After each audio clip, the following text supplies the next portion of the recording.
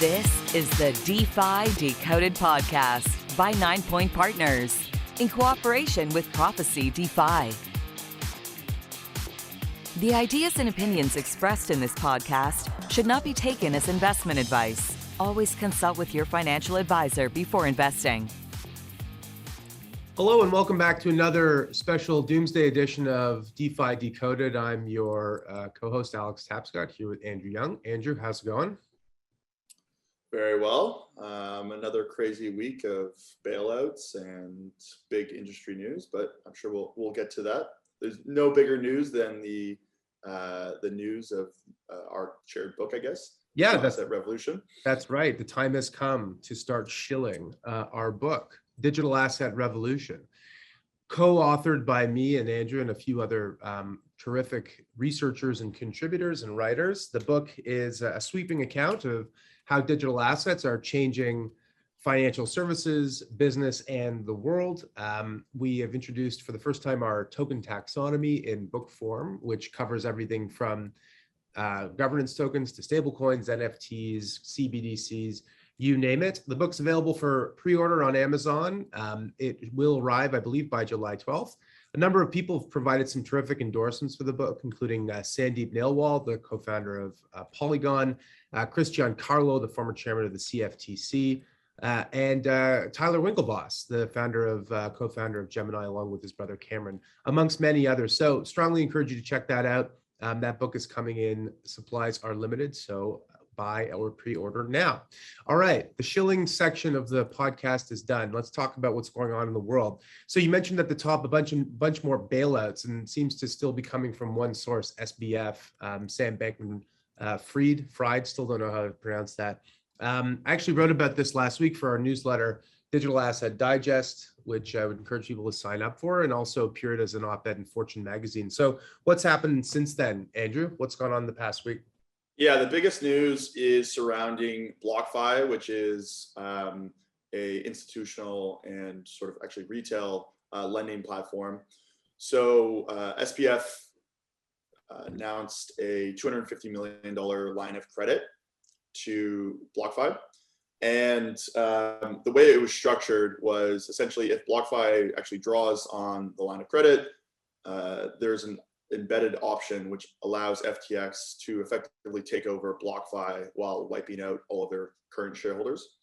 So it's sort of it's a somewhat predatory, I guess, line of credit, but obviously necessary if the platform itself is insolvent. And the big thing with BlockFi is it's actually been, a lot of people have called it a very inefficient sort of lending platform. It's actually lost money during the last 2 years, during one of the largest crypto bull markets of all time. And so obviously if it's losing money during a bull market and it has huge counterparty exposure to sort of Three Arrows and other hedge funds blowing up, and now we're also looking at potentially a multi-year bear market, the outlook for BlockFi is relatively bleak. And so SPF is sort of throwing effectively a lifeline to them. At the same time, one of BlockFi's sort of most prominent investors, this guy, Anthony Pompliano, who's like a big crypto influencer, he's been trying to offer or trying to get interest for an alternative equity-based sort of bailout to sort of save the current shareholders, which he is one of them. So that was sort of the big news, which one of these was going to sort of work.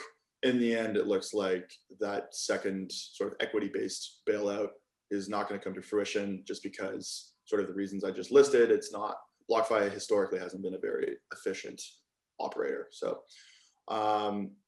yeah, so that's sort of the big news. I don't want to take all of the thunder, but just last night, I think, or maybe even this morning, Forbes came out with an interview with Sam Bankman-Fried, and he actually said that there's a ton of centralized exchanges that are secretly insolvent. So the big news of the day now is people are trying to figure out which of the sort of crypto exchanges is SPF referring to, which again potentially predicts even more bailouts.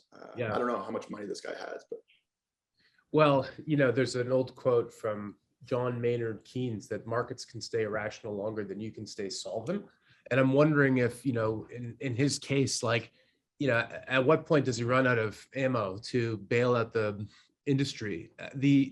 What's interesting about the comment is that it wasn't said explicitly, but he's referring to centralized exchanges, right? And sometimes this past few weeks, we've been so focused on the macro that it's worth mentioning that we are DeFi decoded. And interestingly enough, despite the stress that all of these companies are under, the DeFi space has held up relatively well. Now, if you look at the value of individual tokens or the TVL, the metric that we've talked about before in the past, it looks pretty ugly. The TVL has been cut by, I'm not sure what the number is, probably 75% or something in the last few months. But these things continue to operate. And I think it almost is because that they're decentralized and because they have a lot of transparency versus these opaque centralized lenders where, they've been subsidized with VC money or they've made a bunch of irresponsible bets. In the case of Voyager, apparently half their loan book went to one single hedge fund, Three Arrows Capital, which I think we'll talk about in a sec. But these decentralized platforms continue to operate. Not all of them, obviously, UST as an algorithmic stablecoin collapse, but at least beforehand, it was hotly debated whether that thing could or should survive based on, what was readily available to the public, right? So I think that's an interesting distinction between all of this, which is the irony of this whole scenario is that crypto per se is not at fault. What's at fault is the idea of centralized companies taking on too much risk and acting irresponsibly, which is something we've seen time and time again for hundreds of years in financial markets. Yeah, and what's interesting too is, so when you put funds into a DeFi lending platform versus a centralized lending platform, you're taking on, you don't have any counterparty risk, but you're taking on protocol risk, i.e. like the fact that the platform itself won't get hacked. Yeah. And what's interesting is protocol risk is always there. So during the bull market, there's very few sort of insolvencies of centralized lending platforms because crypto prices were only going up. All the platforms, most of them were profitable. Whereas you're constantly hearing news of DeFi platforms being hacked because protocol risk is sort of uncorrelated with the market conditions. And so what's happened now is these centralized platforms have been seen as safer than decentralized platforms because they don't have the same level of protocol risk. And now with what it actually is that their counterparty risk is just highly correlated with market conditions. And so now that things are going south, there is just widespread contagion and all of these centralized platforms are sort of going down all at the same time.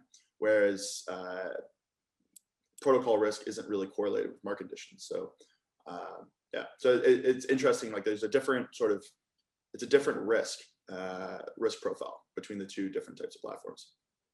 So basically DeFi has to figure out protocol risk and then it'll be the financial primitives for the new economy. Easier said than done. It seems like protocol risk is a hard knot to untie, right? So we'll see. Maybe this will use the bear market to do more smart contract audits and more careful analysis of the things that we're using to avoid these issues in the future. Yeah, and one I guess potential other thing to look at is potentially people won't trust centralized crypto lending platforms or DeFi platforms. I mean, that's kind of a misnomer, centralized DeFi, but people won't trust centralized lending platforms until they're actually backed by sort of like regulated government-backed entities. Because if there's wait a minute. Yeah. If there's contagion risk, you want to know that the government will sort of bail you out. So it's kind of interesting. Like that's probably the future of centralized crypto lending is a couple platforms that are big enough that they're kind of too big to fail. Because otherwise in a downturn, you just get wiped out. Yeah. So there's an argument that, okay, the idea of keeping all your money on these centralized platforms in order to earn an extra, 7 to 8% sure seems a lot less interesting when you know that at any point, you can be gated or locked up by the platform, which may or may not be insolvent. And maybe that is an argument in favor of two things, right? So maybe to your point, the centralized platforms begin to resemble banks and other traditional intermediaries, but also people realize that to fully engage with DeFi and to do this stuff, they have to be self-custodying coins and doing things directly, right? So you get this bifurcation where part of the market becomes increasingly regulated because it's acting as a traditional financial intermediary. And then the remainder of the market becomes increasingly decentralized. And this sort of wild west, of banks by some other name trying to offer artificially high returns, that's the thing that disappears, which maybe that's not the worst thing in the world. If that's the outcome that we end up with, which is, a greater degree of regulation of companies that custody assets on behalf of others, like I think I'm okay with that. And, greater use of these digitally native tools like self-custodying, then I'm okay with that. I don't know if this is corroborated, but I read a tweet that Ledger sales increased like 500% or something. Ledger Nanos being the hardware wallet of choice for a lot of people who self-custody coins. I just thought that was really interesting. It's like, get me off these centralized exchanges. Yeah, no, I know. I've seen, like, it's tough to really justify holding a significant amount of your wealth right now in third tier or fourth tier exchanges, even potentially second tier exchanges. If there was some panic about a month ago that because Coinbase amended something in a regulatory filing saying that essentially their depositors were unsecured creditors, which obviously created a ton of panic. I mean, if a tier one exchange went down, then I think like something like Coinbase or FTX or Binance, that would really worry me. I think we would be facing like a 5-year nuclear winter. Otherwise, I think this is mostly healthy. It's just washing out sort of inefficient operators. Obviously hurts some people, which is too bad, but over time should sort of promote better behavior and better operators. Yeah, we'll see. Well, all those panics of the 19th and 20th century definitely made everybody well-behaved now, right? I mean, I don't know. It's like human nature. We're doomed to repeat these cycles of overexuberance and the painful hangovers that always follow. All right, let's switch gears from the macro talk to, more on the crypto side of things. So dYdX, that's a topic you wanted to talk about on the podcast today because well, maybe just to preface, we've talked a lot on the podcast about, layer ones and Ethereum and how Ethereum was this platform that, revolutionized DeFi and enabled all these Web3 applications, but sort of became a victim of its own success, started to buckle a little bit under the weight of all of the usage and sort of expectations, and how that's created all sorts of other alternatives. So what's the story with dYdX? Yeah, so dYdX, which is the largest decentralized derivatives platform in the world, does billions of dollars a day in trading volume, has a multi-billion-dollar market cap, and sort of one of the Ethereum DeFi OGs, as they call it, like one of the first 10 projects. They are the largest application currently on Ethereum layer 2 on Starkware, I believe, and they just announced that they are leaving Ethereum and the Ethereum layer 2 that they're on and creating their own Cosmos-based chain. And essentially what they're going to do is they're going to create a chain that is specifically suited for their derivatives use case. It has some pretty cool features. Essentially, validators would receive trading fees. There would be no gas costs. The validators, in addition to sort of validating the state, which is like what all miners and validators do, they actually will host the order book itself. So this allows dYdX to actually decentralize their application using the validators to do so.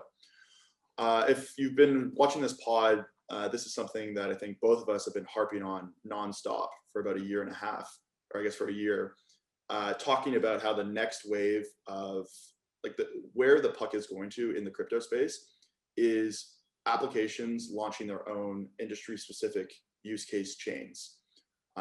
That's kind of what I think of the wave 3 of the smart contract space. So wave 1, Ethereum, all about security. Wave 2, sort of where we are right now, it's all about scalability. So Avalanche, Polygon, Solana. And wave 3, which is really going to be the next couple of years, is category leading dApps launching their own chains and vertically integrating. And yeah, I mean, that's what we saw with dYdX. I'm curious what you think. You're obviously a Cosmos OG. This has been huge validation for the Cosmos team, because dYdX is, I think, probably one of the top teams in the entire space. And they specifically said Cosmos SDK is the best sort of technology to build the chain with. Myself, we use Polygon Edge, which is also great, but curious what you think. I mean, obviously this is big news for the Cosmos ecosystem. What's your take on this? Yeah, a lot of people don't realize this, but the Cosmos ecosystem itself actually was the second largest after Ethereum in terms of total value, not TVL, but in terms of the value of chains that are connected into it, including things like, Terra Luna, for example, before it crashed, was a Cosmos spinoff pretty much. And Tendermint as a consensus mechanism is even used in things like Binance's smart chain. So Cosmos has been at this for a while, and it's interesting when something like this happens that feels like a high profile switch. To me, it almost seems like an inevitability. Now, it doesn't necessarily have the same economics for the native token atom as it would, in the case of, say, Ethereum, if you're building on top of that, but it is validation for the whole network. What's really interesting about Cosmos is that they're soon to unveil their sort of shared network security, which I think is the key thing that's required in order for this app specific chain concept to work. Because if every single application or use case launches its own chain, how do you ensure that those chains are sufficiently secure, embedded, and so on and so forth? So the idea of everyone can have their own chain but benefit from shared network security on the whole Cosmos network, to me, strikes me as sort of the solution that's required for this to actually work at scale. Because otherwise, everyone launches their own chain, and then there's problems, or they get hacked and whatnot, and that becomes an issue. So those two things, I think, need to happen concurrently for this to be truly successful. Yeah, for sure. And the nice thing about the shared security is one of the biggest drawbacks to Cosmos has been the whole thing, like essentially confusion and questions about how Cosmos, the actual Atom token, captures value from all of these amazing projects using their technology. And so the shared security is also huge, just purely for their tokenomics of Cosmos, because now every chain that builds using Cosmos that uses shared security is actually essentially sending value back to the Atom token. Yeah. And so as like a longtime holder of Cosmos, I think it's nice to finally see some sort of like strict value capture, and not even just because like I'm an investor, but the more value that the token captures, the more secure the Cosmos hub, main hub is, which then benefits the whole technology. So like one of the things with crypto you have to take into account is tokenomics isn't just there to make investors happy. If you're launching a blockchain, the more liquid and higher the market cap your token is, the more secure the network is, especially in a proof of stake system, because it's harder to 51% attack. It's harder to get 51% of the network. And so when we sort of talk about tokenomics, we're not just talking about it from the perspective of an investor. It's really actually core to the technology itself, to the security of it. So anyways, the shared security is great for Cosmos to have. I totally agree. I mean, I think Cosmos is potentially, I think it's kind of like a sleeper pick that no one really talks about as like one of the main potential. I don't even know if it's a competitor really, but sort of competitor, I guess, to Ethereum, just because the ethos of Cosmos is actually quite aligned with Ethereum. So a lot of people don't really see them as direct competitors. So there's a lot of crossover between the two communities. But yeah, I mean, overall, I think we've been sort of harping on this nonstop for a year. I think the next couple of years, you'll start to see a lot of different dApps. I would predict with some level of confidence that we'll see a Aave chain, a Uniswap chain, potentially even Synthetics chain. Most of the big dApps, I think, will launch their own chain, especially because it is one of the only potentially viable solutions to MEV and sort of the value leakage to miners. So yeah, anyways, very, very bullish on app chains. I think they are probably they are going to be the biggest sort of trend in the cryptosphere over the next 2 years. Yeah, completely agree. So maybe just thinking about the market going into the holiday weekend, you got July 1st here in Canada, and then Canada Day, and then July 4th in the US. sometimes the weekend brings a relief rally and sometimes it brings doom, but it's usually never boring. What are your thoughts sort of going into the next week here? Any more shoes to drop? Any more catalysts, or do you think the worst is behind us at this point? I don't know, actually. It's tough to say. I think on a long, even a medium to long-term basis, this is a great time to sort of, it's likely very bullish for crypto from where we are at these levels. Yeah. It just doesn't really make sense to me, a lot of the valuations I'm seeing in the space. With that being said, though, there are so many potential shoes to drop in terms of further insolvencies, and just seeing that sort of bomb dropped by SPF today, saying that a number of different exchanges are insolvent, not even just DeFi lending platforms. So that is pretty worrying. I think the macro, I mean, we're not macro. I mean, we like to sort of speculate on macro stuff, but you're a big time armchair macro guy. We are, yeah, we love armchair macro. Become the 3/4 of this podcast, but yeah, go on. My armchair macro side is telling me that we're still in a couple more months of pain. I just, because inflation doesn't seem to be abating, and the main two drivers of inflation, the Ukraine war and China's COVID-0, both are still ongoing. So even though the Fed is trying to sort of destroy the demand side of inflation with higher interest rates, that's only going to get us so far, given that the supply side aspect is really what's driving most of inflation. So, and the thing is as long as the supply side is driving more and more inflation, the Fed will have to go sort of above and beyond to destroy the demand side with higher rates. Obviously, crypto is very long duration, so higher interest rates hurt us a lot more than something like a value stock, like a bank or energy producer. So yeah, I mean, macro is not looking too good, at least for a little bit. But I mean, I've never been more bullish on the space. I mean, I'm a perma bull, so you know what you're gonna get if you ask me about crypto. Yeah, I mean, to me, it's just like the whole crypto market's worth less than $1 trillion. $1 trillion ain't that much money anymore. So it's like all of the combined innovation, value creation, all the people working on this, all the apps that exist and are yet to exist, everything is, priced at a less than $1 trillion. Now you could add in, maybe the value of some private companies and some, pre-token launch projects and whatever, but, call it a trill on the dot. Basically, I mean, to me, sounds kind of ridiculous that's the only metric I'm looking at, but seems like good value, not gonna lie, for what we've got out there. So it's one of those things, classic situation where it may be true that certain cryptos are undervalued, though at this point I'm starting to think that most of them are undervalued, or excuse me, that some of them are overvalued, though I think most of them are now undervalued.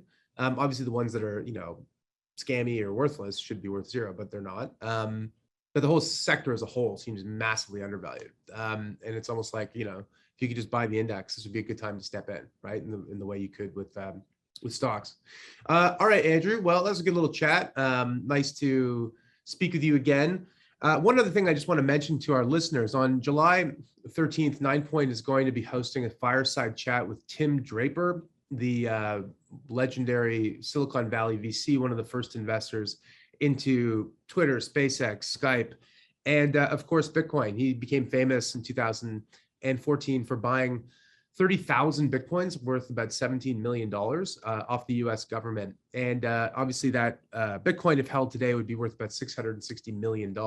So clearly it was a great trade, but it wasn't obvious at the time. At the time, he bought Bitcoin, it was around $565. And the ensuing year and a half to 2 years, it actually dropped as low as I think $300. So that's the thing about picking bottoms or trying to identify opportunities during bear markets. It's that sometimes it may take a year or two, or sometimes even longer, for the thesis to be validated.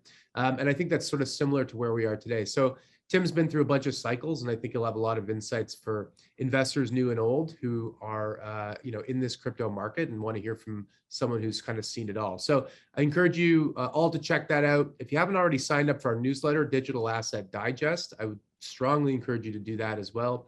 You can sign up on the website, digital.9point.com.